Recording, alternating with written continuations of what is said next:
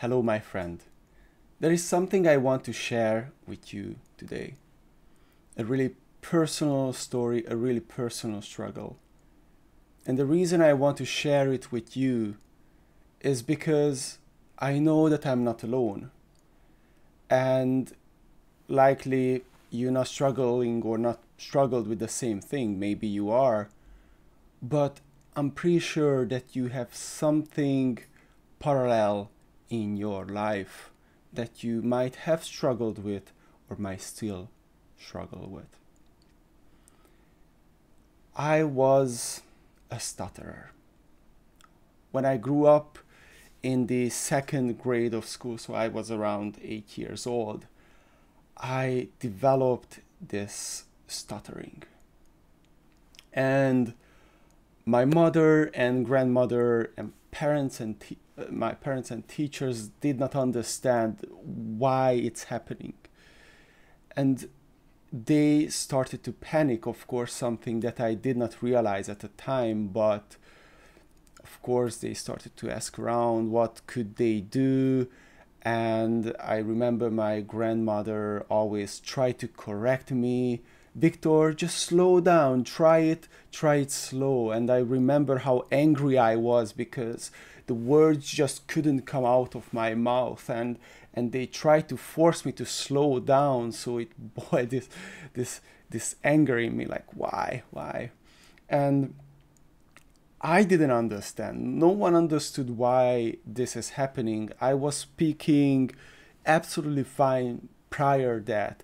Matter of fact, I was always a really extrovert, eccentric little kid who was in the center of the playground, making friends very easily and playing with other kids, leading the plays on the playground, these kind of things. And suddenly, in the second year of school, I started to develop this stuttering. And it was very difficult to grow up like that. And the stuttering became stronger and stronger as the years progressed. So strong that sometimes when I was stressful, I barely could finish a sentence. I had problems with M, with P. I had problems with these kind of stuff. M, P. Sometimes just saying my name, which is, imagine how struggle of to introduce yourself like that. And school didn't make it easier because in school, one of the things you have to do is learn to read out loud. And I can tell you, my classmates weren't the most understanding people. I mean, kids are just ruthlessly honest in all aspects of it. And, not like there is any problem with that per se. Like I'm not holding any grudges now. But it was very difficult because when I was trying to read and trying to finish, just go through that sentence, they shouted out loud, not once, but it was a regular thing. They shouted out loud, mimicking me, blah, blah, blah, blah, blah. Probably it was really frustrating for them as well. And of course, we could psychoanalyze what was the reason behind it, but that's just what kids do. They they make fun of, and there is like a social hierarchy, play and game always in schools. But to me, it was really hard to make connections, to feel like I'm accepted, to feel like I am worthy to make connections with other people. And so that's really the root. As I found out through doing my own work and growing, is to why this really, came up, and why I started to stutter. And it's these two things, connections and feeling accepted. So when I was in the second year of primary school, I'm a really unconfident here because I don't know how it, so that's in Hungary. I don't know how it translates into the English, like British, American, and other kind of school systems. But it's the second year I went to school, so I was really young again, around 8 years, and I have a lot of memories from that year, likely because it was a really important part of my life. And I remember one of the things that happened to me is that, as I said, I always was very dominant, charismatic, eccentric, extrovert type of kid. I had big dreams and ideas, and I was foolish, and like things like this, as a kid should be, right? And I remember at some point, the cool kids, or who later became the cool kids, froze me out. There was a school trip, and they went to this school trip, and I had a girlfriend at the time. Girlfriend, like how kids have girlfriend, right? And this girl on the school trip didn't sit next to me. They sit with the cool kids, and I just felt this breaking of connection between me and my external environment. And there were a couple of events which I interpreted a similar way, as I'm losing the connection with my environment, as I'm losing the connection with other people. And of course, back to that, there might have been a precursor of my parents divorcing, and little kids take divorce very personally. The reason being is because their word is small. Their word is just themselves and the parents, people who they interact with. So their word is really small. Therefore, if their word breaks, if the parents divorce, the little kid doesn't have any other way of interpreting that, but that there is a problem with him or herself, because his word consists mostly him or herself. That's his or her little conscious. That's the way his or her little conscious capable of creating a representation of reality. That's the way she or he sees reality. So I interpret it as something wrong with me. I might be broken, and that's why dad left us, right? Later on in life, there must be something wrong with me. That's why I'm not able to connect with people, not able to connect with others.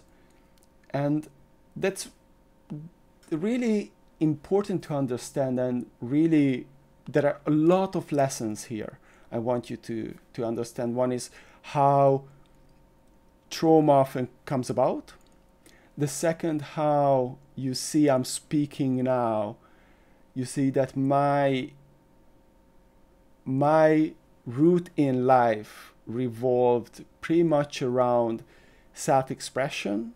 So that started with art, then communication and leadership, connection, because I did not understand in my whole life. I had this one question, why?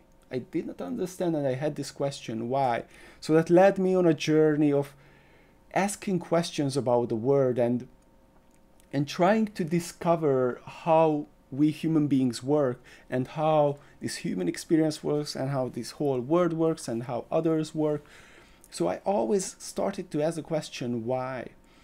And the reason I want you to ponder about this, because any trauma you might have,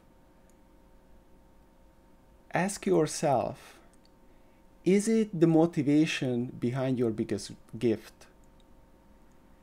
Any trauma you have had, could it be actually the root, the very soil where your biggest power grows? Think about it. The thing is that motivation needs emotion. Emotion is energy in motion. We don't have motivation to do anything without any emotion. Not doing anything is also motivated by an emotion called apathy, or you just want to relax, maybe tiredness.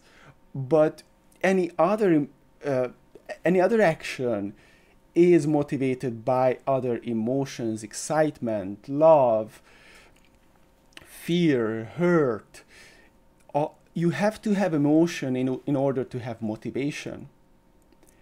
And traumas, and all of us have something. We all have a psychology built up from positive, negative things we all programmed, especially in our first 7 years. And this programming includes bigger or smaller traumas. Now, traumas don't have to be a big thing, because trauma is not what happens to you, it how you interpret what happens to you. So it don't have to be a big thing. A small thing interpreted in a specific way can be a huge thing to someone. To me, that the girl and people who I considered my friends and the cool kids, they sat somewhere else on this trip. Is it a big thing? No, it's a freaking small thing. But connected to other things, I interpreted it a very dramatic way, and it was very dramatic to me. So it's the story I created out of it. If you want to learn more about this, watch the video Why Do We Suffer? I explain more of our inner workings and how we create our interpretation of our reality and why do we suffer. So this is how trauma came about, and my specific trauma here. And of course I lived like that. It was really hard to make human connections sometimes, to stand up, to make advance as in a romantic way. But on the other side, I always had this inner drive, or is this inner wanting to perform. Somehow I always ended up in front of the stage. I did many different things on the stage. I ended up on the stage in front of people, and I loved to connect. I loved to be in the center. I wanted to express myself. And actually, if I wouldn't stutter, I'm not quite sure if I would have ended up as an artist as well, because I craved inside this kind of connection and expression. So you see, who we become is so very rooted in this early experiences, the good and the bad as well. Now, how did I overcome stuttering? So if you're watching my videos, you might catch me stutter. And that's actually a very cardinal, very important part of my overcome of stuttering, because I do not identify myself as a stutterer anymore. I'm aware of it. I know that I have a really strong, thick accent. I know that I stutter sometimes. I know that I could improve, and I might gonna improve, but I'm not attaching any emotional thing to it. And it doesn't stop me to do anything. And this is the main reason I'm sharing this video, because I think that we have so many preconceptions of why we shouldn't do things, why we're not good enough to do things, or we have many preconceptions why it's impossible, many excuses why it's impossible to do things. And so the thing with excuses is that they are on a level very true, right? At least they are true to us. But there are always a choice with any excuse, and there are always a choice with any obstacles. You can either be a victim or you can either take responsibility. And so this is something I talk on this channel. I'm going to talk more and more, taking responsibility, because you have these two choices. Why is it that someone whose leg cut off, one of them or one of this person becomes depressed and feels bad and gives up on life, while another person becomes an inspirational person doing things and finding new ways of tackling life, and this person's disability becomes his personal power, strength, inspiration. That's why we actually inspired when we see on Instagram or Facebook someone who, despite his or her disability, does or achieves something that might be, easy to someone without the disability, but we feel the internal journey this person had to go through, and we can relate to it how we could do it. We really see our possibility, our potential in that person, and we experience something that's close to envy slash inspiration, that, oh, actually I have these things I struggle with, and I know somewhere deep inside that I could just take responsibility and do whatever I want to do anyway, find my own way, right? So that's the reason I'm sharing this video, and that's the reason why you could overcome or find your own way. I didn't necessarily overcome stuttering, I found my own way. But if there was some sort of overcoming of stuttering, then it is this. At some point, of course, this was a gradual process. My stuttering didn't stop like this. It tapered off. It's tapered off over the years as I grew up. And I think as I grew in understanding and accepting myself, and of course, accepting myself is not like an on-off switch. That's a gradual process to me to this day, and probably will be. But I remember, actually, we already were here in Glasgow with my wife, and a couple of years down the line, and I was walking down, I was coming home after work, and somehow I became aware of my remaining stuttering. It wasn't that strong, but because I had a stressful time, it became stronger. And I was thinking, but I was thinking with feeling. I really, in that moment, somehow I really understood that anyone who is important to me, anyone who loves me, anyone who's really a friend of me, they don't care that I stutter. They stuck around. They stuck around and they loved me even when I had problem finishing a freaking sentence.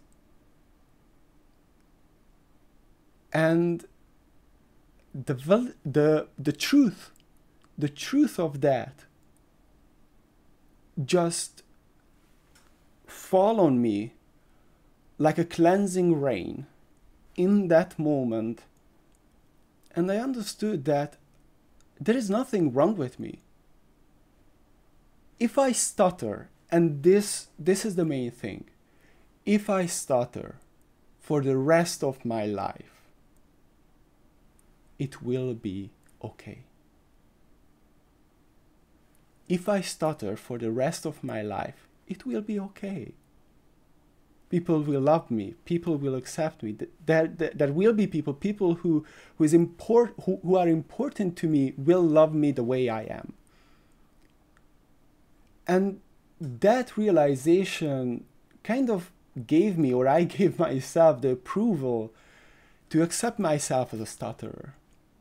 And from that point on, I did not identify as a stutterer. Not like I decided that I'm not gonna identify, I'm not gonna be a victim. It's just didn't have such a gravitas anymore.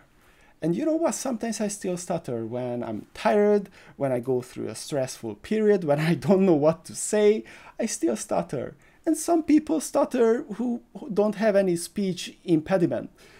And famous people stutter. Like Joe Biden stuttered, and you know, some people made joke of him, but Bruce Willis stuttered, and he grew it up really tremendously. I don't know if it comes back to him anymore. There is, I think, The Advisor of the King, something. There is a movie about this king who stuttered. I'm not quite familiar, but the whole point is that there are so many people who stuttered, and maybe stutter to this day. I knew a guy who stuttered and were able to tell excellent jokes. He had an amazing sense of humor. Probably that was his way of compensating, but he was amazing. So what I want you to take away from this is what some people call disability, or whatever obstacle, maybe it's origin, maybe it's gender, maybe it's skin color, maybe it's, I don't freaking know, any kind of barrier. What if you can find your way around? What if that doesn't just make things harder? Don't try to downplay things. Certain things do make things harder. But what if it's not just make things harder, but make things unique? Therefore, you're gonna need nothing else but a unique way of approaching things. Like, for example, what's that? When people have a hard time to read out words, dyslexia. When for example someone is dyslexic, that's something that has been branded as a negative thing, and you know, it does make life harder in certain aspect. But there are certain studies came out that being dyslexic actually often couples with some very beneficial traits that help people to be more entrepreneurial, because they just have a different way of thinking, you see. And also, if you have something that seems like an absolutely valid excuse, I invite you to an exercise, is to try to spend time and try to find someone who succeeded despite of that disability, or despite a very similar disability. Maybe it's language barrier, maybe it's the way you are from, the origin, maybe it's something else. Find a person who were able to succeed despite of that. Now imagine that before that, maybe there were no other person known who's done that. So there always had to be a first person who overcame that despite, and likely that person introduced something very unique to the world, and likely especially because of that obstacle. So you might be just that person who, despite of your obstacle, be able to find a unique way of tackling your issue, and you might bring something unique to the world. Again, things are things. Sometimes certain things make life particularly hard. I do acknowledge that. And I do acknowledge that not everyone gonna reach huge heights. And I don't think that everyone should, because there are not just one type of heights or not one type of success. Having a good relationship could be a success. Not just money. Having something that you love to do. Being grateful to wake up in the morning for the simplest things. Sometimes we envy people who have way less than us, but they are just grateful for what they have, because deep inside we know that's what we really want. So it's not like what you achieve or what you have, it's more of how you are with them. I hope that you found this video useful, and if you do, please do the usual stuff, like, share, because someone might find this useful. You help out me and this channel and us, the community, by interacting with me, interacting with each other. I ask you to always spread a positive vibe and to help out each other. And again, subscribe, notification bell, and see you in the next video. Take care.